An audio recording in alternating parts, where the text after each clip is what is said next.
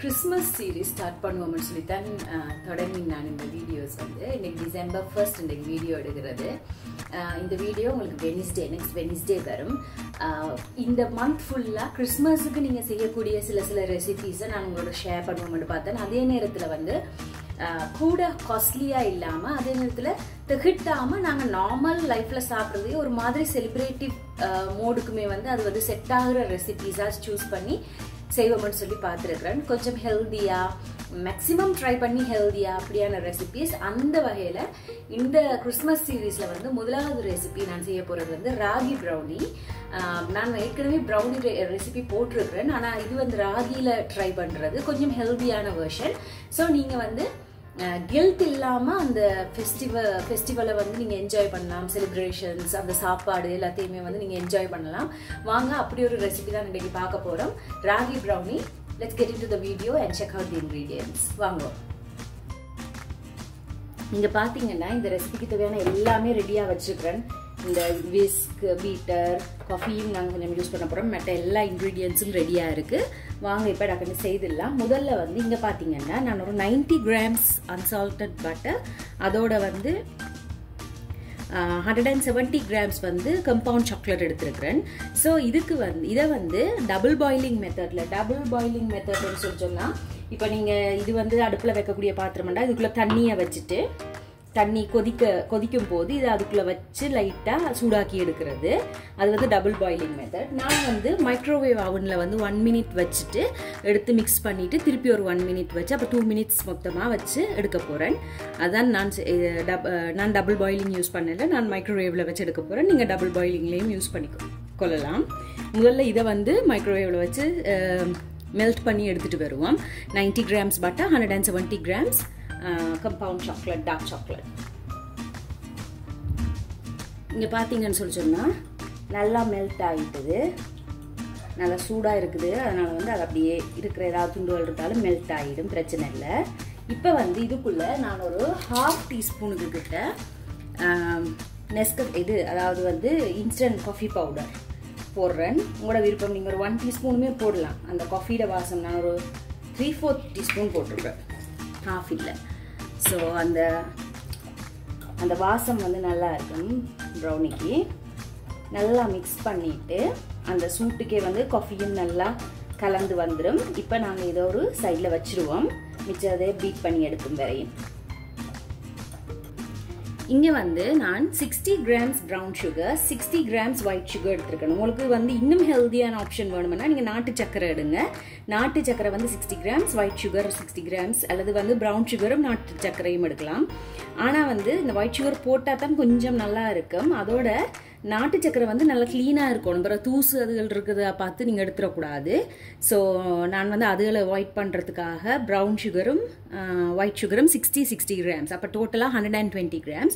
நான் இதை வந்து பிளெண்டர் கப்பில் மாற்றி ஒரு பல்ஸ் கொடுத்துட்டு தான் நீங்கள் வந்து போட போகிறேன். என்னென்னா இல்லாட்டிக்கு நிறைய நேரம் பீட் பண்ணுற மாதிரி இருக்கும். ஸோ அதனால் நாங்கள் இதை பவுடர் ஆக்கிட்டு அதுக்கு பிறகு வந்து நாங்கள் யூஸ் பண்ணுவோம். இங்கே பார்த்தீங்கன்னா நல்லா சுகர் வந்து நல்லா பவுடர் ஆகிட்டுது.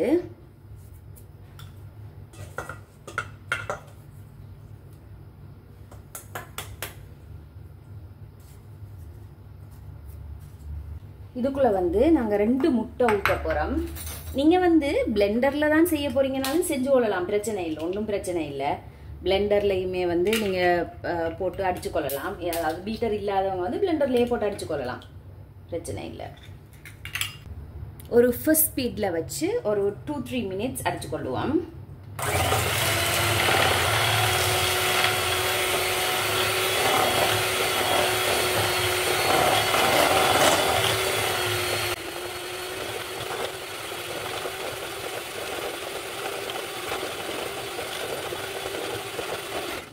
இங்கே பார்த்தீங்கன்னு சொல்லி சொன்னால் ஒரு 3 minutes பீட் பண்ணினதில் நல்லா முட்டையும் சுகரும் நல்லா பீட் ஆகிருக்குது. சுகர் வந்து நல்லா டிசால்வ் ஆகணும், இல்லாட்டிக்கு வந்து அந்த நல்லா கொஞ்சம் சாஃப்டாக வராது, ஒரு மாதிரி அடியில் போய் தங்கின மாதிரி ஆகிடும். ஸோ இப்போ வந்து நாங்கள் இதுக்குள்ளே இந்த சாக்லேட் மிக்சரை வந்து போட்டுருவோம்.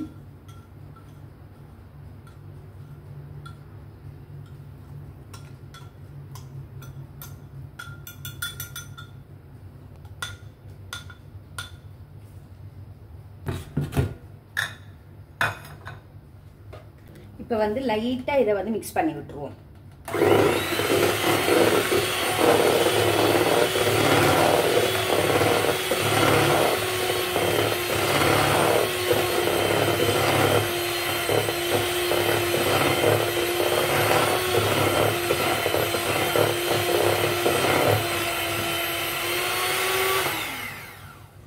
இப்போ இவ்வளவுதான் பீட்டிங். இனி பீட்டிங் இல்லை, இனி வந்து நாங்கள் மிக்ஸ் தான் பண்ண போகிறோம். அப்போ ஸோ இதை வந்து எடுத்துடலாம். பீட்டர் தேவையில்லை எங்களுக்கு. இனி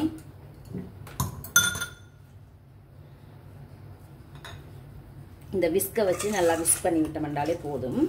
நல்லா மிக்ஸ் பண்ணிட்டு இப்போ வந்து நான் இதுக்குள்ள 100 grams ragi, 10 grams cocoa powder போட்டிருக்கிறேன். நீங்கள் வந்து நான் வந்து இப்போ உங்களுக்கு முன்னால் போடுறதுக்காக தான் வச்சேன்னா, நீங்கள் வந்து ப்ரௌனிக்கு யூஸ்வலாக நாங்கள் எப்பயுமே பேக்கிங் பவுடரோ பேக்கிங் சோடாவோ யூஸ் பண்ணுறது இல்லை. அப்போ தான் அது அந்த அப்படி ஒரு மாதிரி ஃபஜ்ஜியாக வரும். ஆனால் இது வந்து ராகி ப்ரௌனின்றதால உங்களுக்கு விருப்பம்னு சொல்லிச்சுன்னா, நீங்கள் நல்லா சாஃப்டாக வரணும்னு நினச்சிங்கன்னா ஒரு ஹாஃப் டீஸ்பூன் வந்து நீங்கள் பேக்கிங் பவுடர் மட்டும் கொஞ்சமாக போட்டுக்கொள்ளுங்க. நான் போடுறேன். ஆனால் வந்து உங்களுக்கு இது விருப்பம் இல்லை, வேணாம் பேக்கிங் பவுடர் வேணாம்னு சொல்லி நினைச்சிங்கன்னா போட தேவையில்லை, நல்லாவே தான் வரும். ஆனால் வந்து கொஞ்சம் லைட்டாக ஒரு அந்த கூட ஃபஜ்ஜியாக இருக்கிற மாதிரி இருக்கும். பட் பேக்கிங் பவுடர் போட்டிங்கன்னா ஒரு லைட்டான ஒரு சாஃப்ட்னஸ் ஒன்று கிடைக்கும். ஸோ இது மூண்டையும் வந்து இதை வந்து கொஞ்சம் நல்லா மிக்ஸ் பண்ணி விட்டுருவோம். மிக்ஸ் பண்ணி விட்டுட்டு இது அரிக்கோன்மெண்ட்லாம் அவசியம் இல்லை, இதுக்குள்ளே வச்சு நல்லா அப்படி மிக்ஸ் பண்ணி விட்டாலே போதும். ஏன்னா வந்து இந்த ராகி வந்து அந்த டென்சிட்டி வந்து கொஞ்சம் குறைவாக இருக்கும், அதனால அது நல்லா மிக்ஸ் ஆகிடும், பிரச்சனை இல்லை. இப்போ நாங்கள் இதை கொஞ்சம் கொஞ்சமாக போட்டு மிக்ஸ் பண்ணி எடுப்போம் ப்ரௌனிக்குள்ளே, இது பெட்டருக்குள்ளே.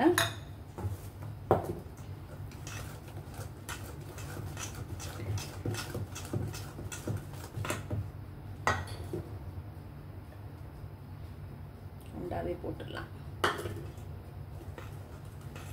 நல்லா ஒரே டிரெக்ஷன்ல மிக்ஸ் பண்ணி எடுப்போம்.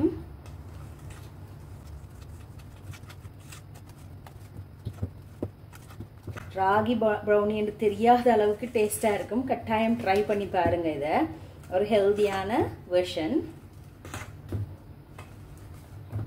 நல்லா மிக்ஸ் பண்ணியாச்சு, அவ்வளோதான், கூட மிக்ஸ் பண்ண தேவையில்லை. இப்போ நாங்கள் இதை கேக் ட்ரேக்கு மாற்றிடுவோம். நான் இப்போ 180 டிகிரி செல்சியஸில் வந்து ஒரு 5 minutes அவனை வந்து ப்ரீஹீட் பண்ண வச்சுருக்கிறேன். ப்ரீஹீட் பண்ணுறேன்னா ஒன்றும் இல்லை, ஜஸ்ட் உங்களுக்கு ப்ரீஹீட் ஆப்ஷன் இருக்குமுன்னா நீங்கள் அதை தட்டி விடுங்க. அப்படி இல்லைன்னா அவனை வந்து நீங்கள் மேலேயும் கீழேயும் வேகிற மாதிரி அந்த ஆப்ஷனில் வச்சுட்டு 180 டிகிரிஸில் ஆன் பண்ணி விடுங்க 5 minutesக்கு. அதுக்கு பிறகு இதை வந்து நாங்கள் அதுக்குள்ளே வைக்கலாம். இப்போ நான் இதை கேக் ட்ரேக்கு மாற்றிடுறேன் முதல். இப்போ இந்த பேட்டரை வந்து இதுக்குள்ள போட்டுருவோம்.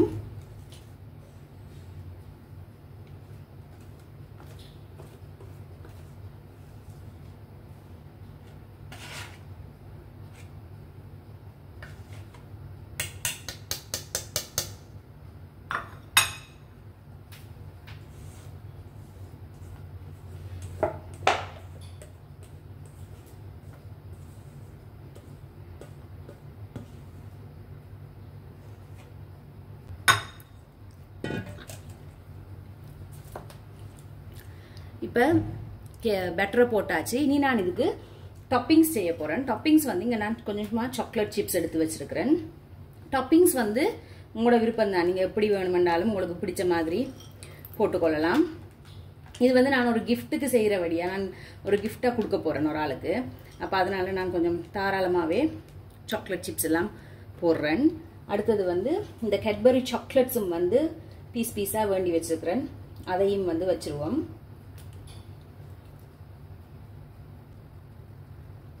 கேட்பரி சாக்லேட்ஸ் வந்து இதுக்கு நல்ல ஒரு டேஸ்ட் கொடுக்கும். அடுத்தது கேஷ்யூ நட்ஸ் வச்சுக்கிறேன். கேஷ்யூ நட்ஸ் வந்து நல்லா க்ரஷ் பண்ணிட்டு நீங்க போடலாம். க்ரஷ் பண்ணிட்டு போட்டீங்கன்னா நல்லா.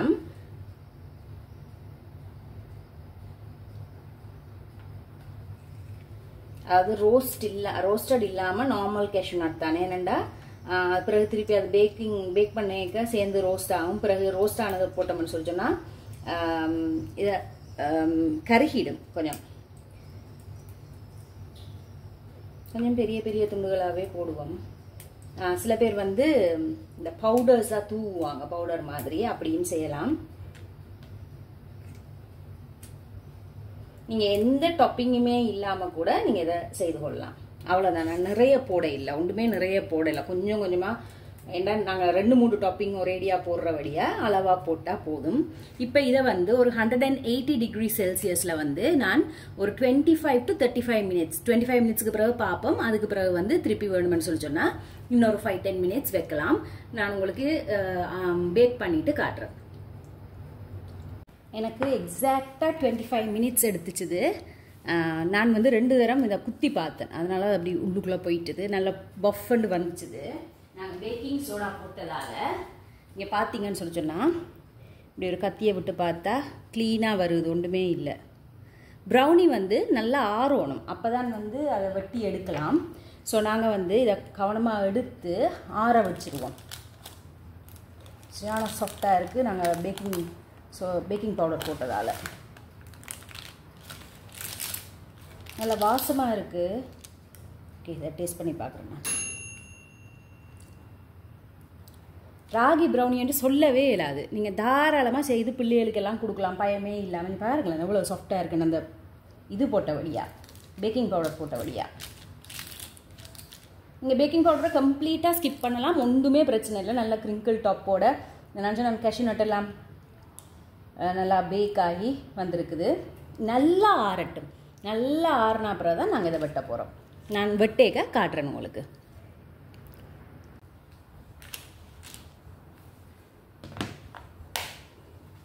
இப்போ ஒரு கிட்டத்தட்ட ஒரு 1 ஹவருக்கு மேலேயே ஆச்சுது. நல்லா ஆறிட்டுது ப்ரௌனி. இப்போ நாங்கள் இதை நல்லா பீஸ் பண்ணி எடுக்கலாம். நல்லா சாஃப்டாக இருக்குது, நல்ல மேலே க்ரம்பிள் டாப்போட.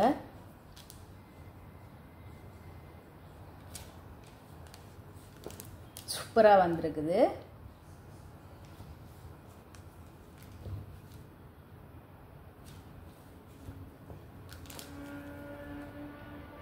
உங்களுக்கு தேவையான மாதிரி நீங்கள் வந்து பீஸ் போட்டுக்கொள்ளுங்க. நீங்கள் வந்து இப்போ சுட சுட இருக்கும் போது போட்டிங்கன்னா இப்படி வெட்ட வராது. அதனால தான் அது நல்லா ஆறினா பிறகு வெட்டணும். இல்லாட்டிக்கு பிஞ்சு கொண்டு அப்படி வந்துடும்.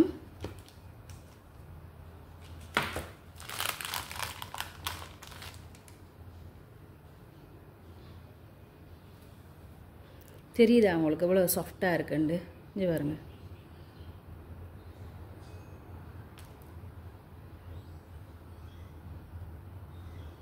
திருப்பி ஒட்டி வச்சிடலாம், அவ்வளோ மொய்ஸ்டாக இருக்குது. சூப்பரான ப்ரௌனி கேக். நான் இதை வந்து இப்படி பாக்ஸுக்குள்ளே தான் போட போகிறேன்.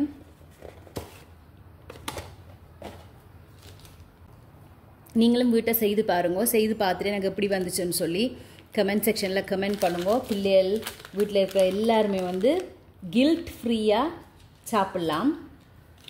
இதை எடுக்கும்போது இப்படி நல்லா இந்த டிஷ்யூ இப்படி நல்லா அமர்த்தி பிடிச்சிட்டு எடுத்திங்கன்னா தான் பிய்யாமல் வரும். நல்ல சூப்பரான மாய்ஸ்டான ஒரு ராகி சாக்லேட் ப்ரௌனி ரெடி ஆகிட்டுது. எனக்கு வந்து கமெண்ட் செக்ஷனில் கட்டாயம் கமெண்ட் பண்ணுங்க. வீடியோஸ் லைக் பண்ணாமல் கமெண்ட் பண்ணாமல் பார்க்குறீங்க. வீடியோஸ் உங்களுக்கு பிடிச்சிருக்கா இல்லையா, இப்படி வீடியோஸ் செய்யணும்னு சொல்லி கட்டாயம் எனக்கு கமெண்ட் பண்ணுங்கள். நான் உங்களை இன்னொரு சூப்பரான வீடியோவில் மீட் பண்ணுறேன். பாய்.